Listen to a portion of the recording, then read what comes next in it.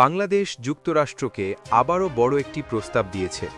আজ আমরা জানব কিভাবে পারস্পরিক শুল্ক বা রেসিপ্রোকাল ট্যারিফ 20% থেকে কমানোর প্রস্তাব দিয়ে বাংলাদেশের ব্যবসা বাণিজ্যকে আরও শক্তিশালী করার চেষ্টা করা হচ্ছে। গত বৃহস্পতিবার ওয়াশিংটন ডিসিতে মার্কিন বাণিজ্য প্রতিনিধি জেমিসন গ্রির সঙ্গে সাক্ষাৎ করেছেন জাতীয় নিরাপত্তা উপদেষ্টা ড খলিলুর রহমান। সাক্ষাৎকালে বাংলাদেশের পক্ষ থেকে যুক্তরাষ্ট্রকে শুল্ক কমানোর প্রস্তাব দেওয়া হয়। ড খলিলুর রহমান জানান, বাংলাদেশের আমদানি এবং রপ্তানি ভারসাম্য উন্নয়নে ইতোমধ্যেই যুক্তরাষ্ট্র থেকে আমদানি বাড়ানো হয়েছে, ফলে বাণিজ্য ঘাটতি অনেকাংশে কমেছে।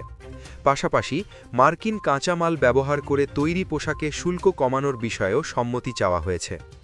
এছাড়া সাম্প্রতিক ভিসা বন্ড তালিকায় বাংলাদেশের নাম সংযুক্ত হওয়ায় ব্যবসায়িক ভ্রমণ সহজ করার অনুরোধও করা হয়েছে, যা ভবিষ্যতে ব্যবসায়ীদের জন্য বড় সুযোগ সৃষ্টি করবে। জাতীয় নিরাপত্তা উপদেষ্টা জানিয়েছেন, এই বৈঠক খুবই ইতিবাচক ছিল এবং মার্কিন কর্মকর্তারা প্রস্তাবটি বিবেচনা করার আশ্বাস দিয়েছেন। শুক্রবারের সংবাদ অনুযায়ী শনিবার মার্কিন পররাষ্ট্র মন্ত্রণালয়ের শীর্ষ কর্মকর্তাদের সঙ্গে আরও বৈঠক অনুষ্ঠিত হবে। এই আলোচনার মাধ্যমে বাংলাদেশ ও যুক্তরাষ্ট্রের বাণিজ্য সম্পর্ক আরও মজবুত হওয়ার আশা করা হচ্ছে। বাংলাদেশের ব্যবসা বাণিজ্যের জন্য এটা বড় সুযোগ।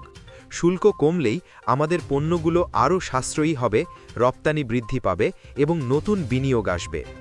ভিডিওটি যদি আপনার জন্য তথ্যবহুল হয়ে থাকে তবে লাইকে ক্লিক করুন, আপনার মতামত জানাতে কমেন্ট করুন এবং আরও আপডেট পেতে আপডেট নাও বিডি চ্যানেলটি সাবস্ক্রাইব করুন।